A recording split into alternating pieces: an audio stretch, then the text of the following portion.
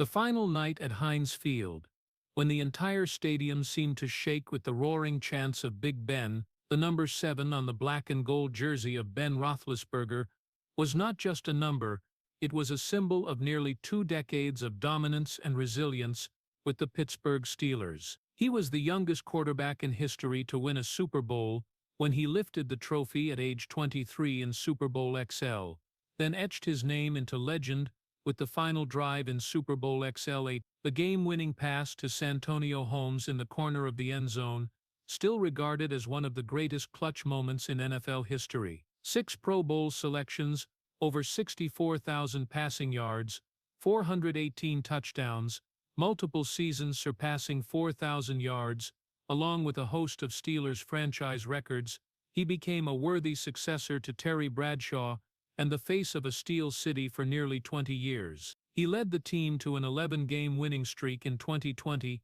after elbow surgery that seemed career-ending, played through torn shoulders, cracked ribs, swollen knees time and again, and every time he fell and rose back up, the stands erupted. Under the lights he defined strength, grit, a leader who never backed down against any defense. But as the cheers faded and he walked into the dark tunnel, another life quietly waited. Behind those Super Bowl rings were long nights in silent hotel rooms, facing headlines, accusations, lawyer calls that shook his honor. Behind the leader image was the isolation when teammates' trust was no longer whole, when all of America debated the real man more than the passes he threw. He nearly died in a motorcycle accident in 2006, was suspended, watched his parents and later his wife and children endure society's suspicious stares. He lived 2 lives, one on the field, where mistakes could be fixed with a touchdown, and one off it with no countdown clock, no chance to flip the game with one perfect throw. That pain, that shame, and the fear that one day his son would read about his father's past forced him to change, to learn accountability, to merge the 2 men into one.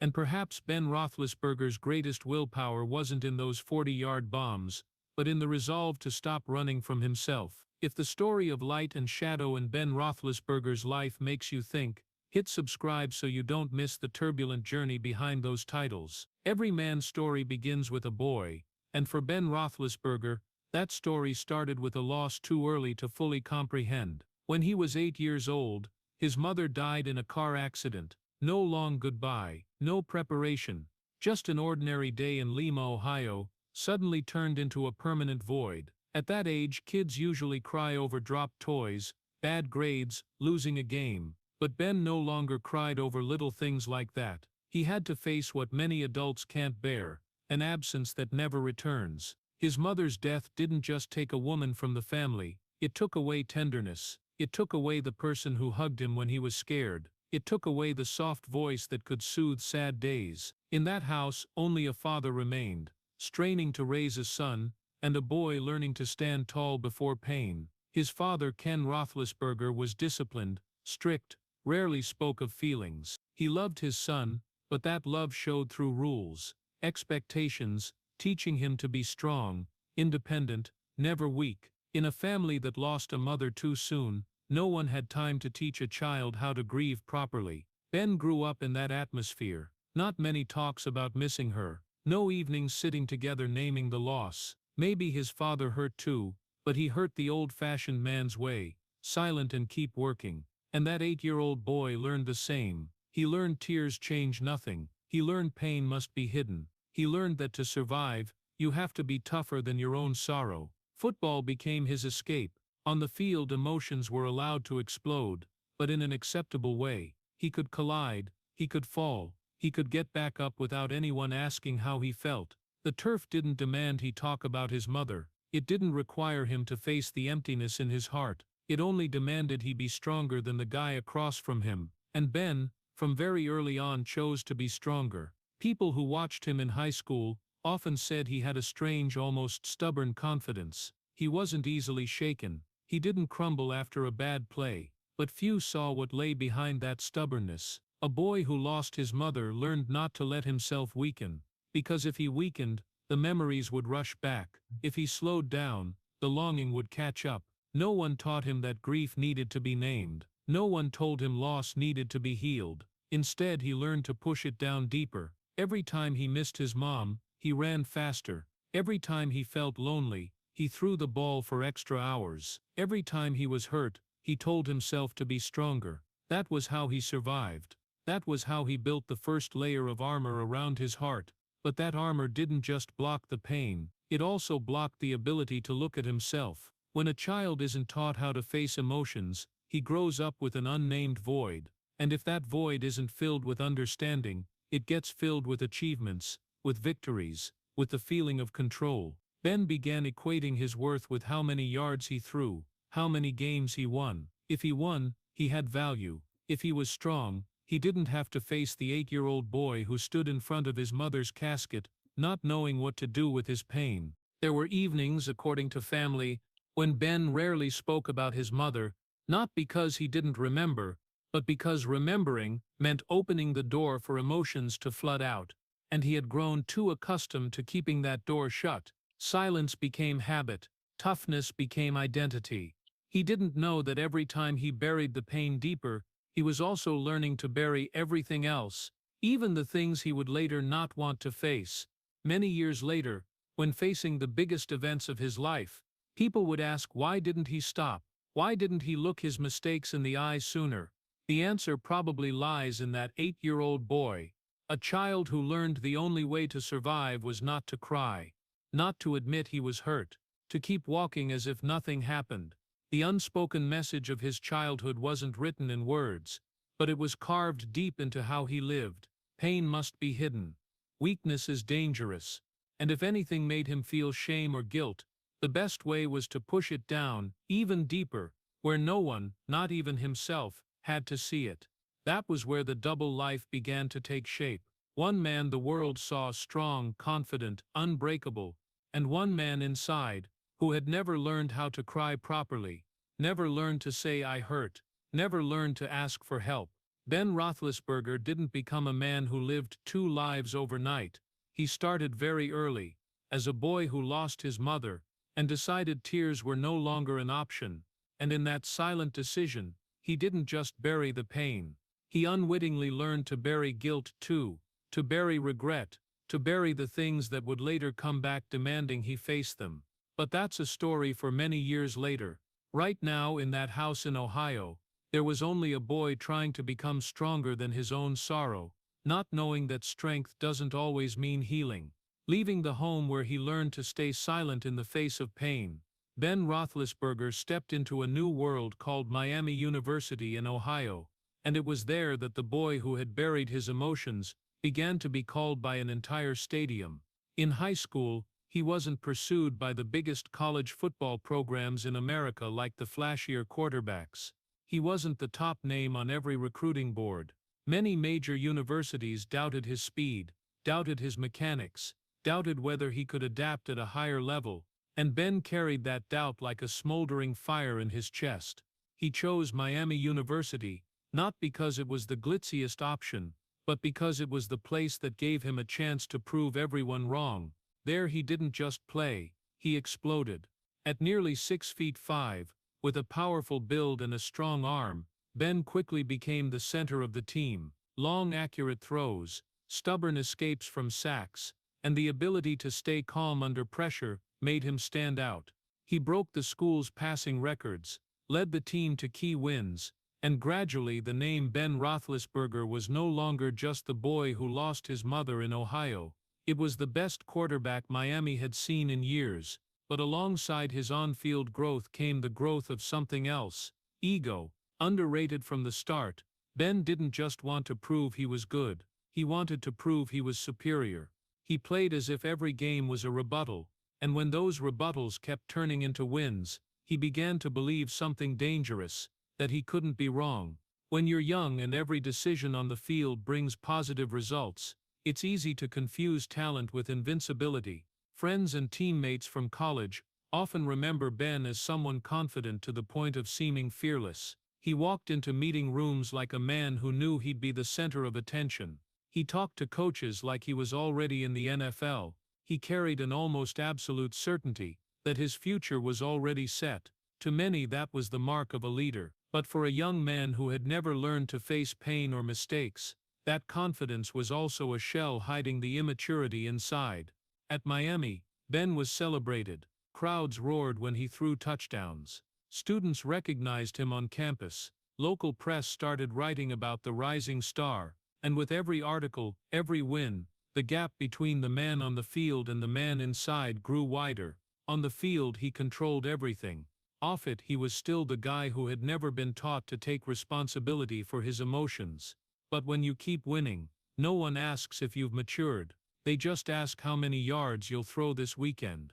Right here, the seeds of the double life began to take shape more clearly. There was one Ben everyone saw, talented, strong, composed, the guy who could lead his team past any defense. And there was another Ben, the one who believed that if he was good enough, exceptional enough, then the rest of his life would just get overlooked. When achievements become the only measure of worth, it's easy to confuse success with being right. Ben believed in his arm, believed in his ability to escape pressure, believed that no matter what happened, he would find a way to turn the tide, just like on the field. And that belief in sports is a weapon. But in life, it can become a blind spot, because off the field there's no countdown clock signaling one last chance, no halftime adjustments to fix mistakes, no referee blowing the whistle and giving you another play. When his final season at Miami wrapped up and Ben prepared for the NFL draft, he carried not just records and awards, but a rock-solid conviction that he was born to be great. That conviction would help him endure the brutal hits of the pro level, but it also made it hard for him to accept that he could be wrong like anyone else. The boy who had buried his pain had now become a young star with an ego bigger than his age. He learned how to win, how to lead, how to handle the pressure of the gridiron. But he hadn't learned how to confront his own limits.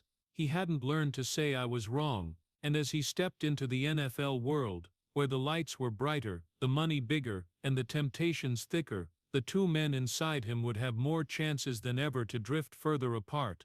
At Miami University, Ben Roethlisberger wasn't just trained to become a professional quarterback. He was trained to believe he was special. And sometimes the most dangerous thing isn't when others believe you're special, it's when you start believing that means you're immune to consequences. When the Pittsburgh Steelers selected Ben Roethlisberger in the first round of the 2004 NFL Draft, he stepped into a city that doesn't forgive mediocrity. Pittsburgh was a city of steel, of brutal winters, of fans who demanded their quarterback be both tough and loyal. But right from his rookie season, Ben didn't just meet expectations, he did what few could even imagine. When Tommy Maddox got hurt, the 22-year-old was thrust into the starting role, and instead of collapsing, he won 13 of his 14 starts. Heinz Field shook every time he escaped what looked like an impossible sack, every time his right arm carved a long ball through the cold Pennsylvania sky. The press called him a phenom, the fans called him a savior, and a boy who once learned not to cry was now handed an entire city's faith. Just 2 years out of college, Ben stood at a peak many players wait a lifetime to touch, Super Bowl XL. Age 23, the youngest quarterback in history to win a Super Bowl at that point. Even if his individual performance wasn't flawless, the ring was on his finger, and history had put his name on the list of champions. For a moment everything seemed predestined: talent, titles, a future stretching out ahead. Success came too soon, too fast, too big. The money came just as fast. Tens of millions in contracts, massive extensions, numbers a guy barely out of his teens could hardly grasp the real value of. He went from college kid to the face of a brand, an icon of the city, one of the most coveted young quarterbacks in the league. When you're 23 and have more money than your family ever saw in generations, it's hard to keep a solid anchor. Success on the field gave Ben a feeling he'd grown used to since college, the feeling that he couldn't be wrong. Every time he went down and got back up, the crowd believed more. Every time he led a comeback, faith in Big Ben grew, and when an entire city believes in you, it's easy to start believing you're special in a way that puts you above normal rules. But here's what few talk about: Ben was still just a young man who hadn't fully grown up. He had never really dealt with the deep pain of losing his mother. He had never been taught that power comes with responsibility. Suddenly he had both, Power on the field and freedom off it, with no one close enough to simply say, "That's enough." In the locker room he was the young leader. On the field he made split-second decisions that could change a season's fate. In the city he was the Steelers' public face. And off the field, he was a 23-24-year-old guy living amid parties, lights, cheers, and constant reminders that he was irreplaceable. When you hear too much praise and too few warnings, you start thinking you're immune to fallout. It wasn't that Ben set out to become arrogant. He simply never had to slow down long enough to look at himself. Each new season started before he could digest the last one. Each new win covered old warning signs. Success became the strongest painkiller. It blurred the parts of him that were still immature. There's a heartbreaking truth in stories like this. Society loves explosive young stars, but rarely prepares them for living with that spotlight. Ben was taught how to read defenses, call plays, take hits. He wasn't taught how to handle power, how to say no to temptation, how to admit his limits. And when no one says enough, you decide your own stopping point, or you don't stop until life forces you to. At 23-24, Ben Roethlisberger had everything: titles, money, adoration, an open future. But deep down, he was still the boy who learned not to cry, who believed strength meant never letting anyone see weakness. The mix of elite talent and unhealed emotional gaps created a dangerous paradox: a publicly celebrated leader and a privately unaccountable young man. Early success is like standing on a mountaintop without ever learning how to climb down. Up high, everything is clear, everything shines. But one slip can send you falling far, and as Ben moved into the next years of his career, the power he held would only grow, while the silence inside him grew thicker. No one told him enough. No one forced him to stop and look himself in the eye. And sometimes that quiet void is the most silent event of all, the one that doesn't show up on the scoreboard, but can change an entire life. Early success often makes people believe they're invincible, and in the summer of 2006, that belief was shattered in seconds on a road in Pittsburgh. Ben Roethlisberger was 24 then, the youngest Super Bowl champion in history, the face of the Pittsburgh Steelers, heading into a new season with his glow still fresh. That morning he rode his Suzuki Hayabusa motorcycle through an intersection. No helmet, no protection beyond the familiar confidence that everything would be fine. The motorcycle suddenly turned left, cutting across his path. No time to brake, no time to swerve. The collision happened in an instant. His body was thrown over the windshield, slamming hard onto the pavement. The sound of metal crashing, screeching brakes, people screaming, all blended into one chaotic moment. When paramedics arrived, the Pittsburgh quarterback lay there, blood flowing from his head and mouth, his face mangled from the direct impact. His jaw was broken, his nose was broken, teeth shattered, deep lacerations across his face. Later reports said he came within centimeters of death. If the impact had shifted just a few more centimeters, just a few centimeters, the fragile distance between a sports headline and an obituary. In the hospital he underwent 7 hours of surgery. Doctors had to reconstruct his facial structure, wire his jaw, stitch the deep gashes. Cold surgical lights shone down on the face that once graced sports magazine covers. No more cheers, no more plays, just the beeping machines and the tense silence of a long operation. The entire city of Pittsburgh held its breath. Fans prayed, teammates worried, coaches spoke of miracles. The media asked how could a quarterback worth tens of millions not wear a helmet. But in that moment money and titles meant nothing. It was just a young man on the operating table, facing the reality that his body wasn't invincible. That accident should have been a turning point, a wake-up call strong enough to make anyone slow down. When Ben woke up, face swollen, pain radiating through his body, he admitted he was lucky.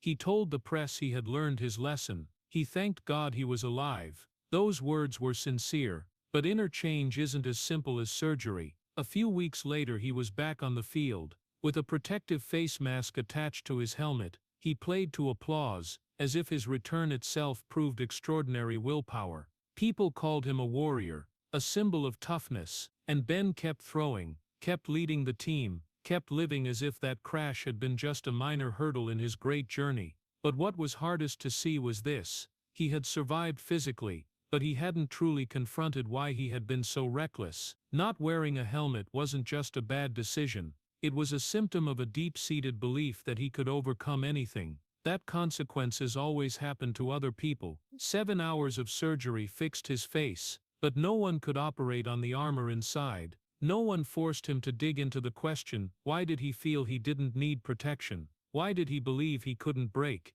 The 2006 accident became one of the most memorable moments of his career, not because of a pass, but because of a crash. It showed the fragility of the body, but it didn't immediately change his soul. Ben returned with the same hunger to win, the same fierce belief in himself. He continued to be celebrated, continued to sign big contracts, continued to be the center of the city. Death had stood just centimeters away, but when you've spent your life burying pain since childhood, you can bury fear too. Instead of letting the accident become a profound warning, he turned it into a comeback story, and that comeback only reinforced the image of an unbeatable hero. On the outside, it was a tale of grit. On the inside, it was still the story of a man who hadn't learned to stop. The accident could have been the dividing line between two lives, but Ben crossed that line without truly changing. He survived. He returned. He continued. And the part inside him, the part never taught to face limits, remained untouched. Sometimes, the most dangerous thing isn't almost dying. It's surviving and believing you're still invincible. If the 2006 accident was the moment death stood centimeters away, then Super Bowl XL was the moment the entire country stood meters away and cheered him as a hero. February 2009, in Tampa, under the blazing lights of the biggest game of the season, Ben Roethlisberger stepped onto the field carrying an invisible weight on his shoulders. He had to prove he wasn't just the youngest quarterback to ever win a Super Bowl, but the true leader of the Pittsburgh Steelers. The game was a breathless back and forth. Time ticked down to the final seconds. Pittsburgh trailed. The entire season, the entire legacy, condensed into one final drive. And then the moment arrived. 3rd and long, pressure from the defense closing in. Ben dropped back, balanced amid the arms lunging at him. He threw. The ball soared through the air, spinning slowly as if time itself had to pause. In the right corner of the end zone, Santonio Holmes reached out, fingertips touching the ball, toe-tapping to stay in bounds in an impossibly tight space. Touchdown. One of the greatest game-winning throws in Super Bowl history. Pittsburgh won. Ben became a 2-time champion before age 27. The whole country praised him. The press called him clutch, a symbol of composure. The man who could shine when everything seemed to be falling apart. His name entered debates about the greatest quarterbacks of the era. The city of Pittsburgh loved him more than ever. That night, he stood on the podium with the trophy, black and gold confetti falling into his hair, camera flashes popping non-stop, and perhaps he believed he had transcended every limit. But outside the field, another story quietly continued.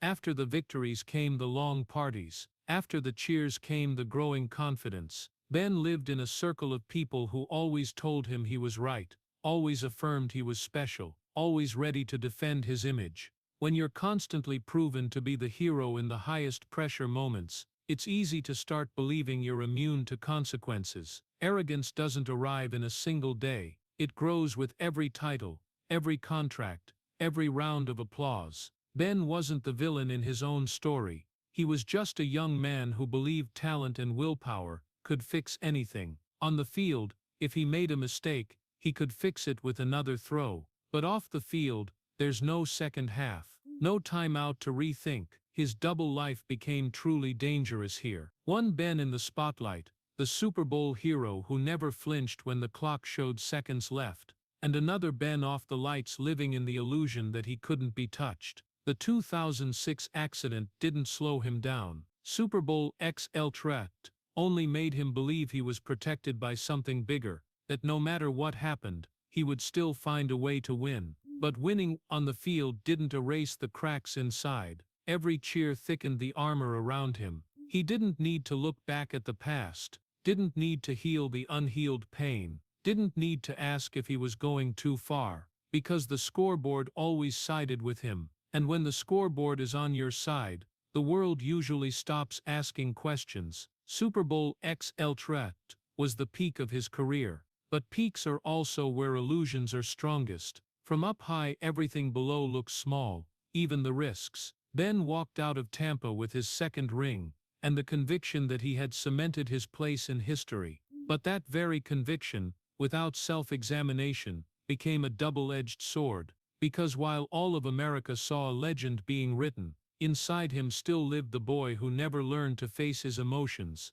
That boy was now handed immense power, money, and admiration. And when those two selves don't merge, when the light doesn't reach the darkness, the double life is no longer a harmless separation. It becomes fertile ground for bad decisions. The night of Super Bowl XL ended with fireworks and roars. But Ben's story didn't end there. That peak, instead of humbling him, reinforced the illusion of invincibility. And when someone believes they're immune to consequences, life usually prepares a lesson that no title can shield against. But every illusion eventually shatters. After the peak of Super Bowl XL, after the nights of parties and flashing lights, 2009 and 2010 arrived like an unstoppable storm. For Ben Roethlisberger, it was no longer a story about the scoreboard or clutch throws. It was a story about honor, and that honor began to crack. In July 2009, an allegation surfaced in Nevada.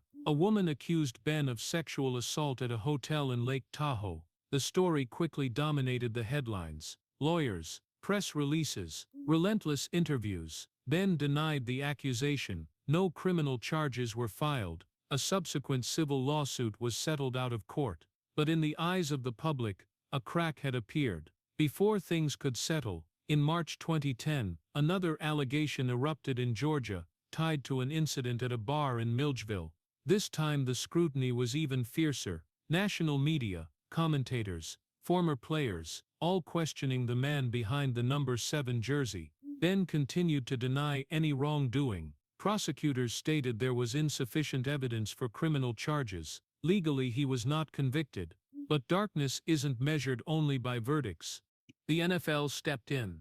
Commissioner Roger Goodell announced a 6-game suspension for violating the league's personal conduct policy, later reduced to 4 games if he complied with mandated behavioral improvement requirements. A 2-time Super Bowl champion, the face of one of the NFL's biggest brands, was sidelined not by injury, but by questions about his character. Endorsement deals began to vanish. Brands that once proudly associated with him quietly pulled back. Billboards came down. Congratulatory calls turned into crisis media meetings. Inside the Pittsburgh Steelers locker room, the atmosphere shifted. No one shouted, but the looks were different, not because he was convicted, but because trust had wavered. Teammates didn't know what to say to the press. Coaches were forced to answer questions unrelated to strategy. His family faced suspicious stares from neighbors, friends, people who once admired him. And Ben, the man once praised for his composure in the final seconds, now stood between two truths. He was not found guilty in court, but he was no longer trusted the way he once was. No sugarcoating, no excuses. This was the period when his image crumbled faster than any tackle that ever brought him down on the field. Sports shows debated character instead of throwing mechanics. Analysts questioned whether the Steelers should keep tying their future to him. Rumors circulated that the team was considering trading him. In a city that values tradition and discipline like Pittsburgh, disappointment doesn't fade easily. Ben appeared before the media, voice lower, eyes different. He spoke of learning, of changing, of accountability. But those words echoed in a space thick with skepticism. When trust has been damaged, an apology can't instantly repair it. This was the deepest low of the story, not because of what was proven in court, but because of the collapse of perception. In professional sports, honor and trust are the most valuable invisible assets. You can recover from injury, you can train to sharpen skills, but once teammates start wondering about you, once fans start doubting, everything becomes fragile. There were summer practices that year when Ben no longer heard the familiar laughter as he walked into the locker room. Handshakes weren't as firm as before, He was still the team's quarterback, but he was no longer the pure symbol of the Steel City. And in that silence, his double life reached its most dangerous point. On legal paper, he was not convicted, but in the hearts of many, the verdict had already been delivered.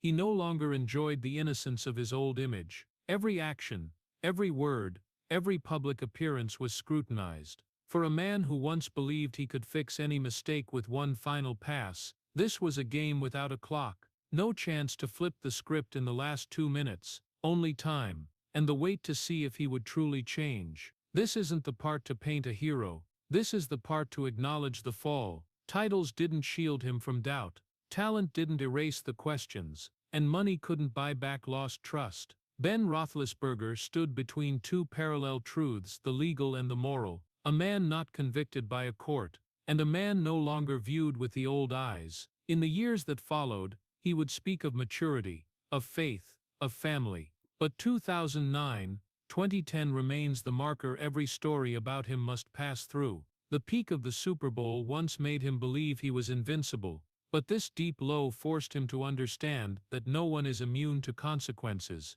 And from here, the question was no longer how far he could throw, it was how he could live with what had happened. After the months of media siege and the suspension announcement, what hurt Ben Roethlisberger the most wasn't the 4 games he was barred from playing. It was the feeling of walking into the Pittsburgh Steelers training facility and realizing the air had changed. The locker room that once rang with his loud laughs, stories and shoulder slaps before heading out to the field, now felt heavier with every step.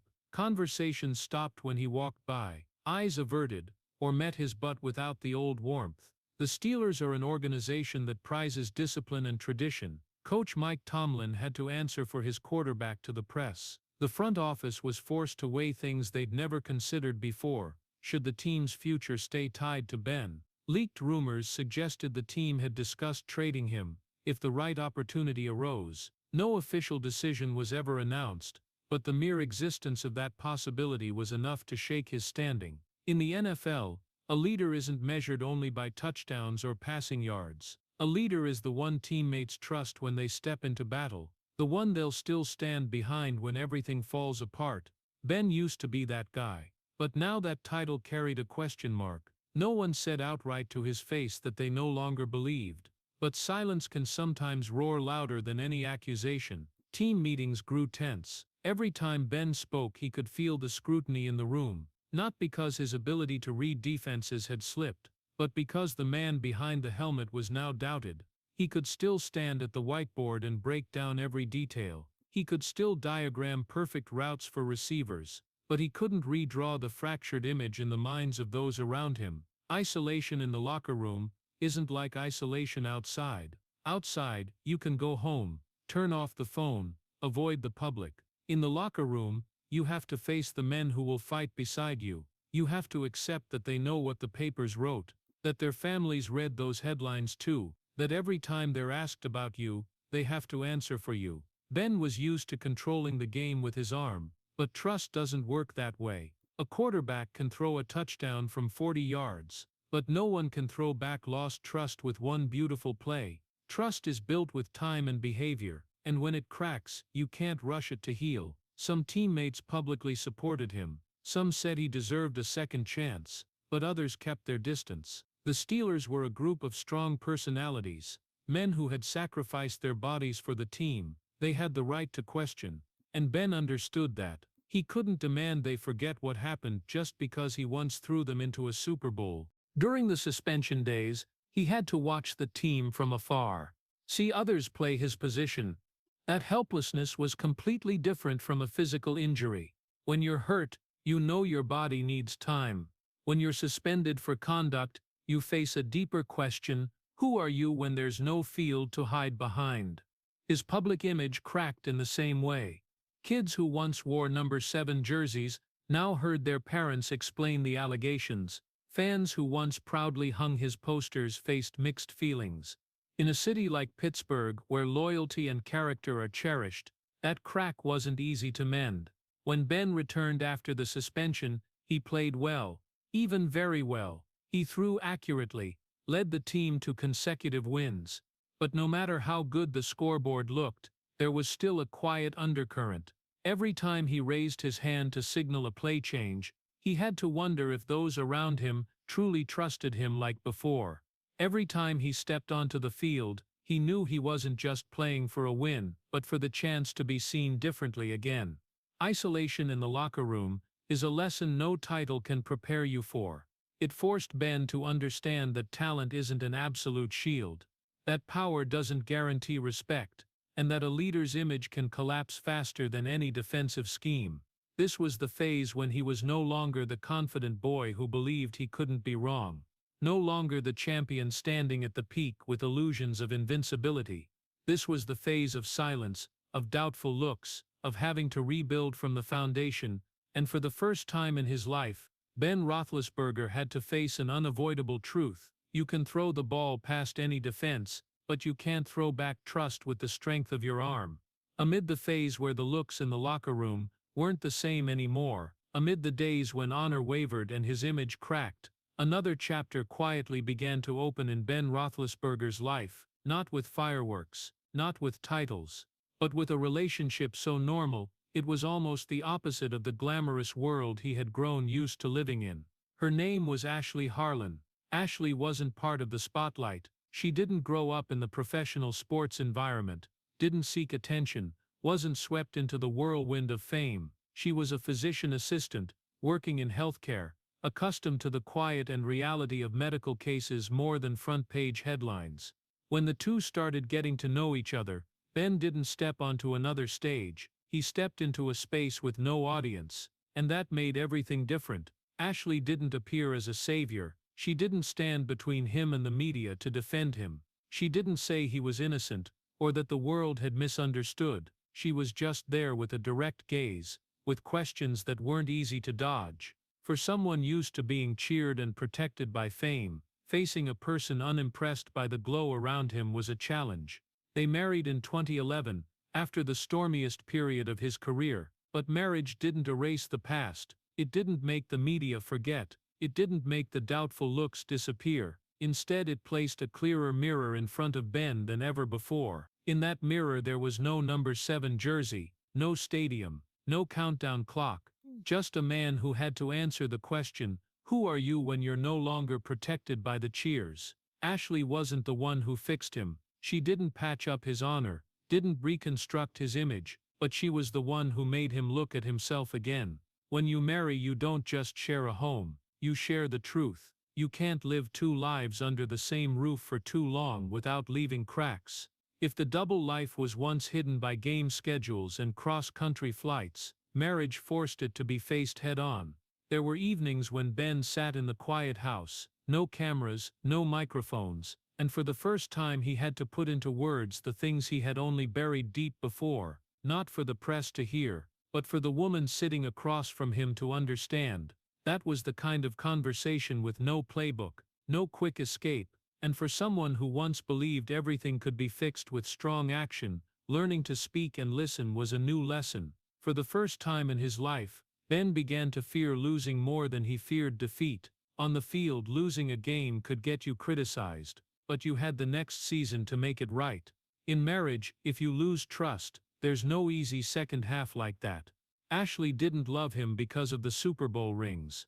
She loved the real person, and that meant he couldn't keep hiding behind the image of an unbeatable quarterback. Marriage didn't turn him into someone else overnight. Old habits didn't vanish just because of a wedding, but it created an anchor, a place he had to return to after every game, after every article, after every reminder of the past, and in that space there was no audience to make him feel bigger than he really was. Ashley also never tried to steal the spotlight. She kept her life private, stayed away from the media. That unintentionally forced Ben to learn to separate his self-worth from public recognition. When the woman beside you doesn't need your fame to exist, you start to understand that fame isn't everything. But marriage, like any real relationship, isn't easy. It demands consistency, demands accountability, demands you live one life instead of 2. And for Ben that was a slow, sometimes painful process. He couldn't change just with promises. He had to prove it over time.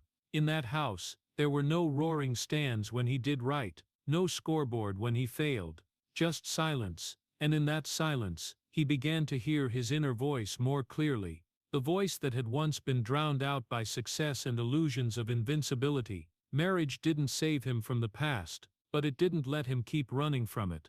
It wasn't a miracle, it was a mirror, and in that mirror, Ben Roethlisberger began to see a man who no longer wanted to be remembered only for legendary throws, but also for how he lived when the lights went out. Then one day, the quiet house they shared filled with the cry of a child. Ben Roethlisberger's first son was born, and in the moment he held that tiny baby in his arms, all the noise of the stadium seemed to vanish. No more Heinz Field, no more Super Bowls, no more press conferences. Just a man looking into eyes that knew nothing of the world yet, and suddenly understanding that from that second on, he no longer lived just for himself. Becoming a father is what many men call pride, but for Ben, it came with another emotion, quiet, heavy, hard to name. He looked at his son and thought about the future, thought about school, thought about the boy's friends, thought about a day when he'd be old enough to hold a phone, old enough to type his father's name into Google. One day, the boy would read it all, the headlines, the allegations, the controversies, the analyses of his father's character, and that was the most painful feeling Ben had ever faced. Not when he got sacked to the ground, not when he was suspended, not when he lost endorsement deals, but the fear that one day his son would look at him with disappointment in his eyes. Titles can be lost and won back. Images can be rebuilt over time, but if his own son doubts him, if that child asks what did dad do, that's something no Super Bowl ring can shield against. On nights when his son slept soundly, Ben would sit quietly for a long time. He remembered his own childhood, the 8-year-old boy who lost his mother and learned not to cry. He wondered if he was unwittingly repeating some kind of cycle, if his son would grow up with unnamed voids because of his father's mistakes. Becoming a father forced him to look at the past in a different way. It was no longer a story between him and the media, no longer a legal debate. It was a story between him and an innocent child. He couldn't explain the past to a little kid with lawyer language. He could only live in a way that when that day came, he could look straight into his son's eyes and say, "Dad learned." This was a quiet shame. No one saw it on the field. No one heard it in the locker room.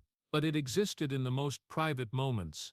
When you become a father, you no longer think just about yourself. You think about legacy, not the legacy of 40-yard passes, but the legacy of character. Ben began to change not because the media demanded it, not because the NFL forced it, but because he feared losing his own child's respect, feared the day his son would ask, "Is Dad a good person?" and he wouldn't know how to answer. He started talking more about faith, about family, about prioritizing things more important than football. Not everyone believed in that change. Some thought it was just image. But in his own home, Ben knew he couldn't pretend forever. Kids don't care about speeches on TV. They care about how you're there for them every day. Fatherhood taught him something titles never could. You can control the ball, but you can't control the past. The only thing you can control is how you live from now on. There were mornings when he took his son to church. There were afternoons when he sat on the floor playing, not with playbooks but with little toy blocks. Those moments had no audience, no commentators, but they demanded a different kind of courage, the courage to live consistently. The quiet shame didn't vanish overnight. It didn't disappear when he threw another touchdown, but it became motivation, not motivation to prove to the world, but to prove to one child.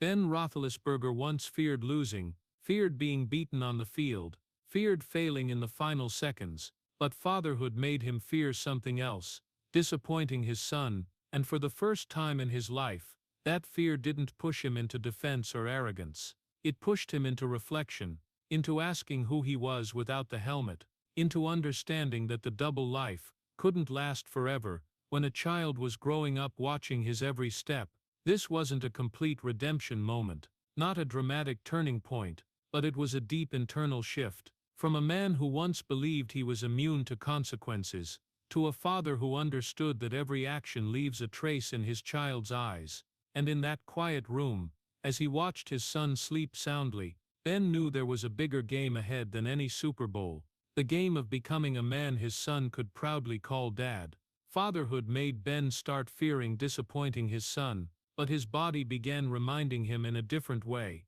not with questions, but with pain. Throughout the early years of his career, Ben Roethlisberger was famous for escaping sacks that seemed impossible. He was big, stubborn, could drag defenders on his back, and still deliver an accurate throw. But the price of that stubbornness was something few saw clearly at the time. Ben was among the most sacked quarterbacks in the league for many of his early seasons. Every time he was driven into the turf was a direct collision with the grass and the hundreds of pounds of opposing defenders. Those falls didn't show up on stat sheets as technical errors, but they accumulated in his body like silent cracks, concussions, torn shoulder muscles, swollen knees, bruised ribs. There were games when he played with a shoulder he could barely lift fully. There were games when he had to get pain-killing injections before kickoff. The press called it warrior spirit, teammates called it grit, but every morning after a game, when he got out of bed and felt his body no longer belonged to him, that was a different story. The body doesn't care about titles, it isn't convinced by clutch throws, it only remembers the force of impact. As the years passed, Ben kept playing as if he were still 24. But time doesn't forget. Each old injury made new ones harder to recover from. He began to slow down, not because he lacked will, but because ligaments and muscles have their limits. Then 2019 arrived like a cold cut. In an early season game, Ben felt a sharp pain in his right elbow, the arm that had carried him to 2 Super Bowl championships. At first, he tried to tough it out. He was used to toughing it out. But the pain didn't go away. Tests showed serious damage. Doctors recommended surgery, a form of elbow reconstruction similar to Tommy John in baseball. When that possibility was mentioned, plenty of people believed his career was over. A quarterback nearing 40 with severe elbow damage wasn't a formula for a comeback. TV analysts started talking about the post-Big Ben era. People discussed the Pittsburgh Steelers' future without him. The doctor said bluntly, it could be the end, not as a threat, as reality. In the stark white exam room, Ben sat silent. No more crowd noise, no more plays, just him and the possibility that the arm that had defined his career might never be the same. The strange thing was, he wasn't afraid of retiring. After nearly 2 decades, after all the hits, he understood no one plays forever. What scared him was how it might end. Not with a hug at midfield, not with a farewell under the lights, but with the image of a quarterback who couldn't throw anymore, a legend fading slowly. He feared ending in an ugly picture, not because of ego, but because of his son, because of his family, because of the city that placed its trust in him. He didn't want that child to grow up and only remember the final years with weak throws and quiet losses. The surgery happened. Recovery began. Slow, painful, and full of doubt. At an age when many players had retired, Ben had to relearn the basic movements, gripping the ball, rotating his wrist, throwing lightly at short distances. No longer the 40-yard bombs cutting through cold wind, just repetitive motions in the rehab room. There were days he wondered if he was being stubborn, if coming back was worth what his body had already endured. But something else drove him. Not titles, not money. It was the desire to write his own ending. The body's quiet punishment didn't come all at once. It built up through every sack, every hit, every choice not to avoid contact. If the scandals were lessons in honor, the injuries were lessons in limits, and limits were the one thing Ben had once found hardest to accept. He had once believed he was invincible, but his body said otherwise. Every ache reminded him he wasn't made of steel. That toughness came with a price. When he returned in 2020, many were surprised. The team started 11-0, and Ben threw with astonishing accuracy. But anyone who looked closely could see the difference. He didn't run as much anymore, didn't try to extend plays at all costs. He threw quicker, more decisively. Perhaps for the first time, he accepted he didn't need to prove himself by taking more hits. A battered body isn't just a story of bones and muscles. It's a reminder of years lived at too high a speed. And in the rehab room, with no audience watching, Ben Roethlisberger learned a lesson no Super Bowl ever taught. Sometimes strength isn't getting up after every fall. Sometimes it's knowing when to change the way you stand. He wasn't afraid of retiring. He was only afraid of ending as a bad draft. And so he kept fighting, not to prove he was invincible, but to prove that even when his body had taken enough, he could still choose to walk away with dignity. When the 2020 season began, plenty of people no longer believed in Ben Roethlisberger. After the elbow surgery in 2019, after nearly 2 decades of sacks, hits, concussions, and turbulent seasons, the question wasn't how good he was anymore. The question was he still enough? But the first few weeks of that season made the entire NFL take notice. The Pittsburgh Steelers started 11-0. Ben threw quick, accurate, calm. He no longer chased deep balls, no longer tried to extend plays like in his younger days. He read defenses faster, released the ball sooner. It was no longer the improvisation of a young quarterback, confident in his physical power. It was the calculation of a man who knew he no longer had time to spare. On the outside, the scoreboard still sided with him, but inside, he knew the truth. His body wasn't what it used to be. Some throws he once made effortlessly now took more effort. Some dropbacks from the pocket weren't as fluid as before. Reactions slowed by just a fraction, but in the NFL, a fraction can be the difference between a touchdown and an interception. He felt it clearly every morning waking up, knees stiffer, shoulders heavier, back more sore. This wasn't the 23-year-old hoisting the Super Bowl trophy anymore. Not the quarterback escaping 3 defenders and still delivering a perfect pass. This was a man nearing 40, fighting time, and knowing time has never lost to anyone. The 11-game win streak wasn't flawless. The victories were sometimes hard-fought. Games leaned heavily on a strong defense. And when the streak ended, the media started saying what they'd been waiting to say. The Steelers weren't unbeatable anymore. Ben wasn't invincible anymore. But what made that season special wasn't the record. It was how he played. No more recklessness. No more proving himself at all costs. Just will, quiet and enduring. There were games when he got knocked down and took a few extra seconds to get up. There were plays where he no longer tried to gain a few extra yards running, but threw the ball away to protect his body. Those decisions weren't flashy, but they showed a different kind of maturity, accepting limits. Fans saw a different Ben, no longer the Big Ben of wild last-minute comebacks, but a quarterback playing with experience and understanding. He knew he couldn't turn back time. He could only maximize what was left, and in that imperfection, there was a different kind of beauty. Because for the first time, he wasn't playing to prove he was immortal. He was playing to prove that even when he was no longer at his physical peak, he could still lead with grit. When the season ended with a painful playoff loss to the Cleveland Browns, many saw it as the clear sign Ben's era was over. That game exposed every limit, interceptions, awkward moments, helplessness trying to flip the script. No more miracles like Super Bowl XLAT. But perhaps that very imperfection was the truest part of the story. The Ben Roethlisberger of 2020 was no longer the young legend. He was a man fighting what his body would allow. He knew every game might be his last. Knew every throw might be the final one of his career.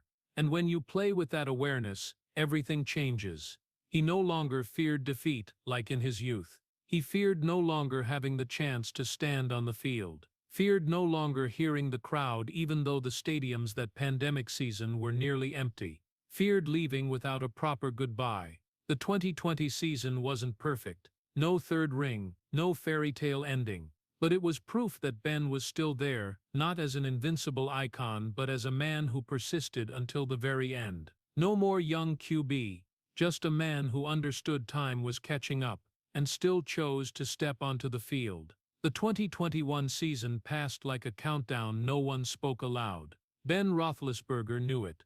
The Pittsburgh Steelers knew it. The whole city of Pittsburgh knew it.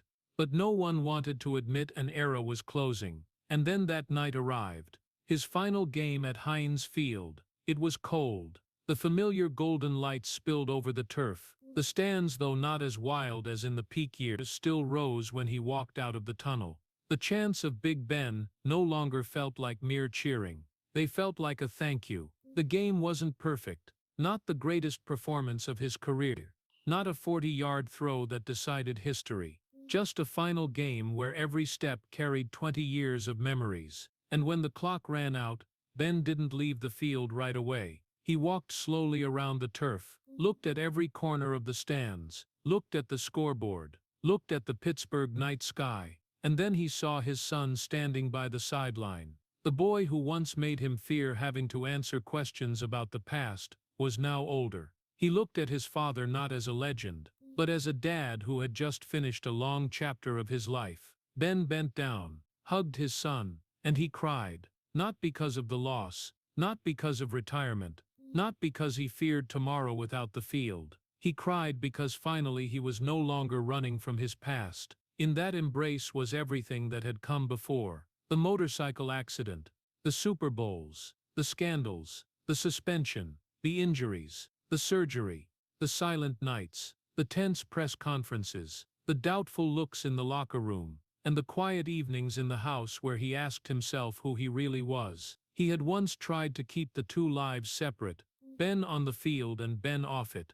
But in that moment, on the Heinz Field turf, there were no longer two men, just one. A man who had made mistakes, who had been celebrated, who had been doubted, who had been hurt, and who still stood there. He looked at the stands one last time, no longer the feeling of invincibility from 29, no longer the illusion that he was immune to consequences, just the calm of a man who had lived long enough to understand that legacy isn't only in the rings. Some fans cried with him, some still hadn't fully forgiven, but that night wasn't about perfection. It was about acceptance. Ben no longer tried to prove he was a hero. He didn't need another legendary drive, didn't need another throw to rewrite the past. He had learned that some things can't be thrown away and can't be erased. He could only keep living with them. When he walked into the tunnel for the last time, there was no loud music, just prolonged applause, and in his heart no more tearing between two selves, no more young QB who believed he was untouchable, no more man hiding behind the lights, just Ben Roethlisberger, the man who had walked through peaks and valleys, tasted glory and regret, fought opponents and himself. The final night at Heinz Field wasn't the end of a perfect legend. It was the end of a complicated journey, and in those tears one thing was clearer than ever: he was no longer running. He had stopped, looked straight ahead, and accepted his entire story. After that final night at Heinz Field, when the cheers faded behind him and the stadium lights no longer shone on him every weekend, Ben Roethlisberger stepped into a chapter he hadn't truly experienced in nearly 20 years. Life without a game schedule. No more Wednesday press conferences, no more Sunday hits, no more TV breakdowns of every throw, just silence. The thing he once avoided, now the space to breathe. Family became the clear center like never before. Mornings no longer started with weight room sessions but with dropping the kids at school. Afternoons weren't film study of opponents, but sitting on the floor playing with the children, helping with homework, attending their little league games. He was no longer the Pittsburgh Steelers quarterback. He was husband, father, and those roles have no off-season. There was something different about a man once accustomed to an entire city calling his name, now being able to walk the neighborhood without an escort, sit in small bleachers watching his kid play without thinking about blitzes or coverage. Ben didn't disappear from the public entirely, but he chose to appear less, speak less, live slower. He continued his charity work, especially the projects he had quietly pursued throughout his career, supporting police departments and canine programs, raising funds for hospitals, for children in difficult circumstances. No more grand announcements, no more need for cameras every time he handed over a check. He did more of it quietly. Perhaps that's part of growing up, understanding that not every good deed needs an audience. In the rare interviews after retirement, Ben spoke more about family and faith than stats. He didn't try to rewrite the past, didn't try to paint it into a clean story. He admitted he grew up through his mistakes, and instead of seeking public forgiveness, He focused on living differently. Life after the lights isn't glamorous. No fireworks, no confetti. There are ordinary days that border on mundane, but that very ordinary was something he never had before. No more pressure to be the hero every week. No more burden of proving he deserved multi-million-dollar contracts. He no longer tries to be the hero, no longer tries to prove he's untouchable, no longer tries to build another monument. He just tries to be a decent man. That sounds simple. But for someone who once lived two lives, one in the spotlight, one in the shadows, simplicity is a conscious choice. It demands discipline no less than reading a defense. It demands consistency even when no one is watching. Ben will always be remembered for the throws in Super Bowl XL8, for the 2 championship rings, for the impossible sack escapes. But in his home, those things aren't hung up like shields. There he can't use the past to dodge the present. His children don't ask about passing yards. They ask if he's there, and he is. Maybe not perfect, maybe still carrying heavy memories, but present. Life after the lights isn't a glorious epilogue, it's a quiet one. Evenings without camera flashes, family meals without cameras, conversations without microphones. And in that quiet, Ben Roethlisberger seems to have found what titles never gave: balance. He can't erase the past, can't force everyone to see him the way he wants, but he can choose how to live from today, and perhaps for him that is the most important victory. No more lights, no more turf, just a man who once stood between glory and collapse, now choosing a quieter life, not to forget his story, but to live fully with it. This story doesn't end with fireworks. There's no perfect farewell where everyone stands and the past is wiped clean as if it never existed. No miracle turns Ben Roethlisberger into a flawless man, and no statement can force everyone to forgive, because this isn't a fairy tale. This is the story of a man who lived 2 lives for nearly 20 years. One life under the lights, where he was the Pittsburgh Steelers quarterback, a Super Bowl champion, the face of a steel city, the man who could throw a ball that changed history in seconds. And one life behind, where he was the 8-year-old boy who lost his mother and learned not to cry, the young man who believed he was untouchable, the man standing amid accusations and doubtful stares, the man who had to face quiet shame when thinking of the day his son Googled his name. For many years those 2 men existed side by side. On the field he was strong, confident, fearless. Off it he buried pain, avoided responsibility, believed talent could cover the inner cracks. The motorcycle accident didn't change him instantly. The Super Bowls didn't humble him more. The scandals didn't turn him into a new man overnight. Marriage didn't save him. Fatherhood didn't erase the past. No single moment was enough to remake a person, but time was, and choice was. When his body began to betray him, when the arm that carried him to the top lay under surgical lights, when he stood at Heinz Field one last time and hugged his son through tears, those 2 men gradually merged. No more young QB who believed he was immune to consequences. No more man trying to hide behind the lights. Just one Ben carrying everything that happened, without erasing, without glossing over. The boy who lost his mother, the arrogant star, the man who stumbled, the father afraid of disappointing his son. All of it came together into one single person, and perhaps that's the most important part of the story. Not the passing yards, not the Pro Bowls, not the 2 Super Bowl rings or the clutch plays, but the ability to look back at himself without turning away. In America we love perfect redemption stories, love the image of the hero who falls and rises more brilliant than ever, but real life is rarely that clean. Some cracks never fully disappear. Some people will never change how they see you. Ben Roethlisberger didn't end his career as a saint. He didn't leave the field as someone erased. He left as a human, complex, full of contradictions, who had erred, who had been celebrated, who had been doubted, and who finally chose to live more consistently. Greatness isn't never falling. Greatness is daring to look at what you've done, both good and bad, and no longer living that way. For grown-up American audiences, perhaps that's the message worth thinking about. We aren't defined only by our peaks or our lows. We're defined by how we respond when the lights go out. Ben once believed he could throw everything away, throw touchdowns, throw hope, throw wins. but he learned that some things can't be thrown. The past, memories, consequences. The only thing he could do was live differently. And in the silence of life after the lights, in the mornings dropping kids at school, in the charity work without cameras, in the conversations without microphones, he is no longer two men. He no longer needs to prove he's untouchable. He just needs to prove he's trying to become a better version of himself. That isn't a glorious ending, but it is a real one.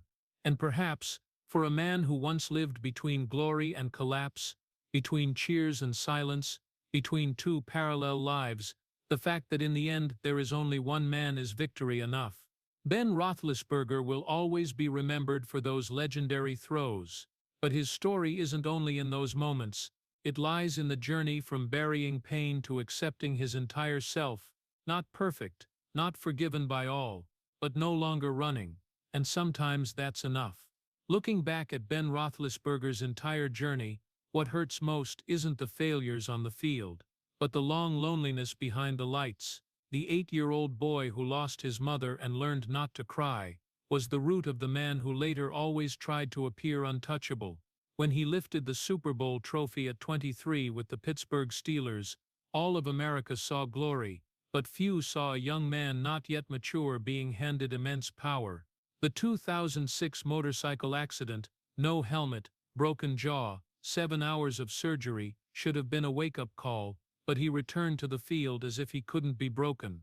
Then the 2009-2010 period, when honor collapsed under allegations and suspension, revealed a painful truth. You can avoid conviction in court, but still lose the community's trust. The image of him isolated in the locker room, realizing a QB can throw touchdowns but can't throw back trust, is the most heartbreaking moment. And it was when his son was born, when he feared the day the boy would Google him and be disappointed, that we saw the real shift. The battered body, the 2019 elbow surgery, doctors saying it could be the end. Then that final night at Heinz Field when he cried, not for the loss, but because he was no longer running from the past. All of it forms a story that isn't perfect, but is real. The lesson for Americans isn't to idolize or condemn extremely, but to understand that greatness isn't in never erring, but in daring to take responsibility and change. In a culture that worships success, this story reminds us that character is the longest-lasting legacy. If the story of light and shadow in Ben Roethlisberger's life makes you reflect, hit subscribe to the channel to keep joining us on these real journeys behind sports legends. Thank you for listening to the end, and see you in the next video, where we'll continue exploring stories that aren't perfect, but deeply human.